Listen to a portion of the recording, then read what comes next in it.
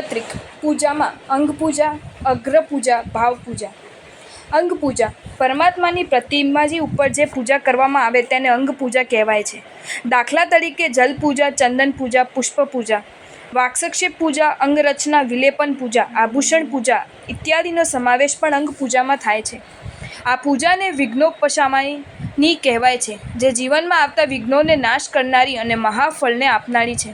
વૈરાગ્ય કલ્પલતા ગ્રંથમાં આ પૂજાને સમંતભદ્રા નામથી સંબોધીને અદ્ભુત ચિત્ત પ્રસન્નતા આપનારી જણાવેલ છે. અગ્ર પૂજા પરમાત્માની આગળ ઊભા રહીને જે પૂજા કરવામાં આવે છે તેને અગ્ર પૂજા કહેવામાં આવે છે.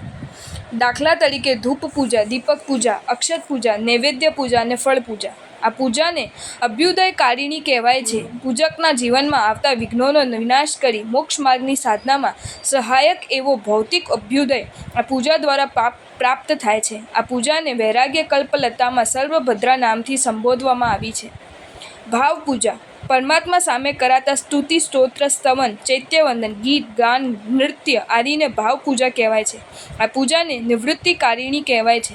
ઉપરની બે પૂજાઓ દ્વારા વિઘ્નનો વિનાશ તેમજ ભવ પરંપરામાં સદા માટે અભ્યુદયની પ્રાપ્તિ થાય છે અને અંતે આ પૂજા વડે મોક્ષપદની પ્રાપ્તિ થાય છે, માટે તેને નિવૃત્તિકારિણી કહેવાય છે. વૈરાગ્ય કલ્પલતામાં આ પૂજાને સર્વસિદ્ધિફળા નામથી સંબોધી છે, જેમાં દેવતાઓએ કરેલી જન્માભિષેકને માનવોએ મન વડે કરવાનું સૂચન કરેલ છે. આ ત્રણેય પૂજાઓ સમ્યક દૃષ્ટિ આત્માને તો એક છત્રી પુણ્ય પ્રભુત્વ આપનારી છે. એટલું જ નહીં પણ સધર્મની પ્રાપ્તિ કરી આપનારા ગ્રંથિ પ્રદેશના સામીપ્યમાં આવી ગયેલા મિથ્યા દ્રષ્ટિ આત્માઓના જીવનના વિઘ્નોનો પણ નાશ કરનારી છે. પૂજાનો મતલબ છે સમર્પણ. પ્રભુ મારું બધું જ તને સમર્પણ. જ્યાં પ્રેમ હોય ત્યાં સમર્પણ આવ્યા વિના રહેતું નથી. પત્ની પર પતિને પ્રેમ હશે તો બજારમાંથી જે સારી વસ્તુ લાવશે તે પહેલાં પત્નીને આપશે. પત્નીને જો પતિ પર પ્રેમ હશે તો રસોડામાં જે કંઈ સારી વેરાયટીઝ બનાવશે એ પહેલાં પતિને ચખાડશે, પ્રેમથી જમાડશે.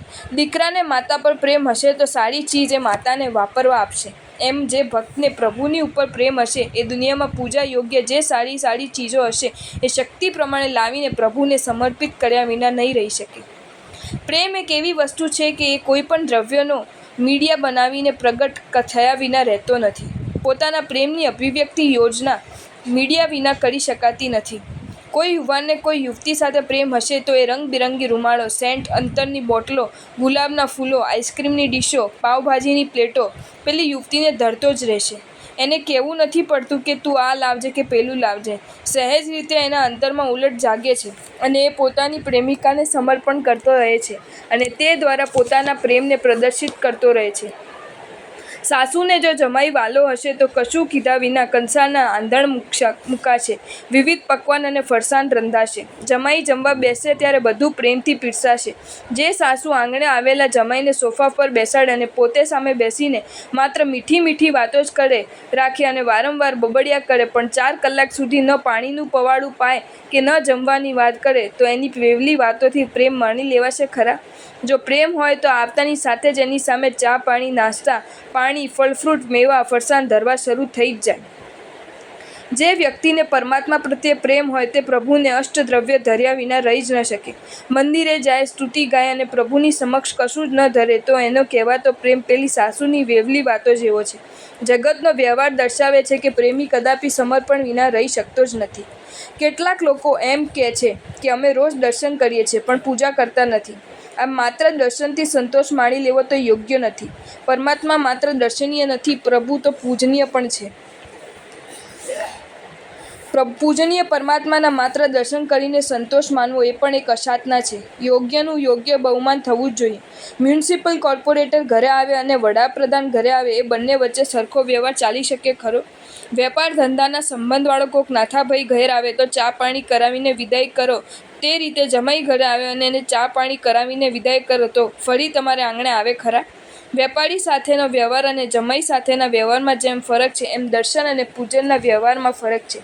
પરમાત્મા પૂજ્ય છે, પરમ પૂજ્ય છે, ત્રિલોક પૂજ્ય છે. ઇન્દ્રો, નરેન્દ્રો, દેવેન્દ્રો, સુરેન્દ્રો અને અસુરેન્દ્રો માટે પણ પ્રભુ પૂજ્ય છે. બળદેવો, વાસુદેવો અને ચક્રવર્તીઓ માટે પણ પ્રભુ પૂજ્ય છે. કેવલીઓ, ગંધરો, 14 પૂર્વધરો, 10 પૂર્વધરો, શ્રુતધરો, આચાર્યો, ઉપાધ્યાયો, શ્રમણો અને શ્રમણીઓ માટે પણ પરમાત્મા પૂજ્ય છે. દેવાંગનાઓ, રંભાઓ, અપ્સરાઓ, ઉર્વશીઓ, મહારાણીઓ, મહત્રાઓ અને સાધ્વીજીઓ માટે પણ પરમાત્મા પૂજ્ય છે. આવા સકલ લોક પૂજિત પરમાત્માની સામે સાવ ઠાળા હાથે ઊભા રહેવું અને માત્ર દર્શન કરીને સંતોષ માનવો એ નરી આત્મા વંચના છે. જગતને નહીં પણ જાતને છેતરવાનો એકમાત્ર નુસ્ખો છે. જેના અંતરમાં પ્રભુનો પ્રેમનો પારાવાર ઉછળ્યો હશે એ જાળ્યો રહી નહીં શકે. ગાયના શુદ્ધ દૂધ મંગાવશે, કાશ્મીરના કેસર મંગાવશે, મધવત્તા ફૂલો મંગાવશે, દશાંગના ધૂપ મંગાવશે, ગાયનું શુદ્ધ ઘી મંગાવશે, બાસમતી ચોખા મંગાવશે, વિવિધ પકવાન અને ફળ ફ્રૂટના થાળ ભરાવશે. એ ઊંચામાં ઊંચા ચીજો લાવીને પરમાત્માને ધર્યા વિના રહી જ નહીં શકે. એના ચિત્તમાં સદૈવ પ્રભુ રમવાના. સારી ચીજ જ્યારે નજરમાં આવશે ત્યારે તેને પરમાત્મા જ યાદ આવવાના. દિવસ રાત એ પ્રભુના વિચારમાં જ રમ્યા કરશે. એના શ્વાસે શ્વાસે પ્રભુનું નામ ઘૂંટાયા કરશે. એના હૃદયના ધબકાર પ્રભુનું નામ ગુંજ્યા કરશે. પ્રભુના બિંબના દર્શને નાચવા લાગશે. પ્રભુની પૂજાના અવસરે ગાંડોતુર બની જશે અને પ્રભુ વિરમએ માથું પટકીને રોયા કરશે. માટે જ કહેવાયું ને કે પ્રીત ન કરજો કોઈ, પ્રીત કિયો દુઃખે હોય. પરમાત્માની સાથે જો પ્રીત બંધાઈ જાય તો પછી દુઃખનો કોઈ પાર રહેતો નથી. પણ સબૂર એ દુઃખમાં મજા છે, એ દર્દમાં પણ આનંદ છે. એ વીર હવ્ય કથામાં કર્મની નિર્જરા છે. એકવાર સાચી રીતે સ્વાર્થ વગર પ્રભુનો પ્રેમ પામવાની જરૂર છે. જે પ્રભુના પ્રેમમાં પડશે એ ન્યાલ થઈ જશે. જે પ્રેમમાં પડશે ભવપાર પામી જશે. પ્રભુના પ્રેમમાં પડ્યા પછી કેવી મજા આવે છે એ શબ્દોથી સમજાવી શકાતું નથી. એ અનુભવથી સમજાય છે. એકવાર મને મૂકીને પ્રેમમાં પડો પછી આપોઆપ સમજાઈ જશે.